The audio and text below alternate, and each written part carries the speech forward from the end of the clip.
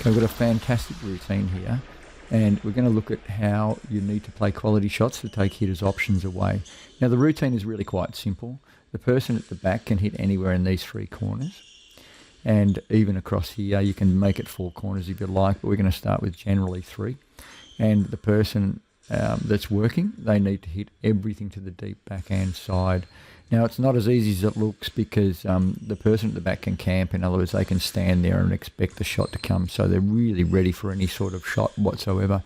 So it makes it really quite a different thing. The first thing we're going to look at is the pace. You need to hit with pace when you have an opportunity. So don't play every rally at the same pace. When you're on the ball, you hit it hard, like these shots, and that causes grief. So, but when you you're not on the ball, then you'll basically lift the ball up, or you'll play a certain target and so on. We'll talk about targets a little bit later. But you need to make sure that you vary your pace, that it's not just all one continual pace, and that makes a massive difference. The next thing we're going to look at is tight shots. So if we look at putting the ball generally on the wall, see that? It makes it difficult, which gives you the option, and that's reasonably tight as well. Once again, tight shot. It's not a very good shot to return off. And if you're on the ball there, once again, put the ball on the wall with pace as well, and it really makes it difficult. So every time I've got position on the ball, I'm going wall and pace. If I haven't got position on the ball, I'll go target on the wall.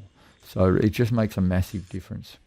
So if we look at the start, I've got a few shots here, and everything's really good. See, I've got position here, so, and it's quite a good shot. It was on the wall. Luckily, it jumped on the wall. Now I haven't got that good a position, and so Mary's been able to play quite a reasonable shot. So I'll go up because I'm not in position. Once again, I've got to keep it tight, and I should be able to do a lot with this, but if you get it wrong, this is what happens.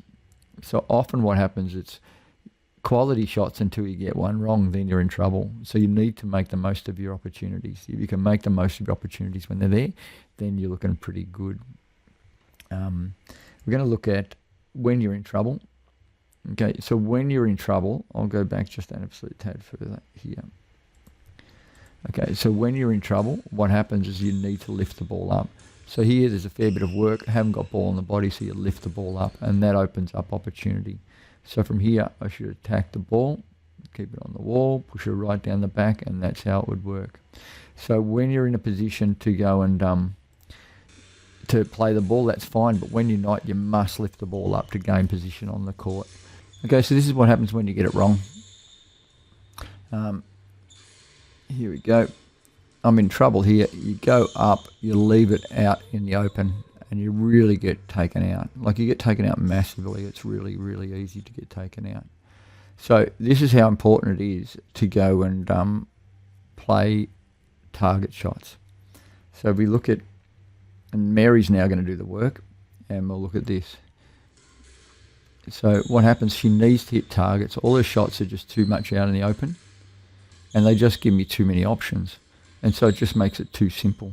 So she hasn't gone and put anything in a difficult situation at all. So it's just all in my hitting zone. Everything's really simple, and it really opens her up. So the first thing you must do is you must get quality. This routine will just tear you apart if you don't have quality. It's just too easy to break someone down if you don't have general quality. Now, we've been training a fair bit in this one, not on this exercise, but this day, and we're really quite tired by this stage, so this is the end of the session, so it really makes a difference as to how much work you do. Then we'll look at control zone. So if we start with the control zone, I'll just go through it and then we'll explain a little bit more. Okay, you need to keep the ball out of someone's control zone. So that shot there, if I just go back again. So what happens is from here, I need to go and make sure that I place the ball on a target. And we'll talk a little bit more about targets here as well. So this target is hopefully a little bit higher. I just can't see it because I'm in the way. There, I'll show you here. Okay, so what happens is the target should be up here to change positions. In other words, the ball needs to go from here up there, then down there, and so it bypasses Mary. But if you get within a control zone, and a control zone is anywhere generally between, it's sort of like just above head height to anywhere about waist. So if you put the ball anywhere in this control zone, so it's anywhere from, let's say, just above head height right through to around about waist height, then you're in real trouble. The options are just too great, and the ability to control the ball is too fantastic. So she's obviously gone for a kill shot across here because it's just been so easy for her, and it's a devastating shot. It's just too simple. So you need to clear the control zone. The control zones are the ones where it's just critical. So your targets become critical. You really need to understand where your targets are. So we want to bury the pace. We want to keep the ball tight wherever possible. If you're in trouble, you start to hit high, so you lift the ball up. And as I said, relentless targets, and you need to keep out of the control zone. If you can keep the ball out of their control zone, but if it's on the wall in their control zone, it's not so bad. So you need to understand how hard you're going to hit it. So it's all about shot quality. If you can get a general shot quality, you can tell if you've got shot quality by how much time you spend at the front of the court. In other words, in the front position on the court, rather than the back position on the court. So we generally just watch the play, and you'll see that I will mostly be in front. And if not in front, I will strive to get in front. So I see I'm in front there. I'm still in front here. Mary's attacking from behind. It makes it so much easier for me to attack from behind than it does to attack from in front. No, it's much easier for me when she's behind me. I can cover things off, except for there when I get it wrong. So it's pretty cool. So yeah, as opposed to that, if we have a look at this, where Mary was playing, so Mary just couldn't really get good court position. So when you can't get good court position, you become in big trouble. So once again, she hasn't got court position. She's just in trouble. I set it up easy for her for a start, and then off we go. I'll push her down the back. I'll keep her down the back.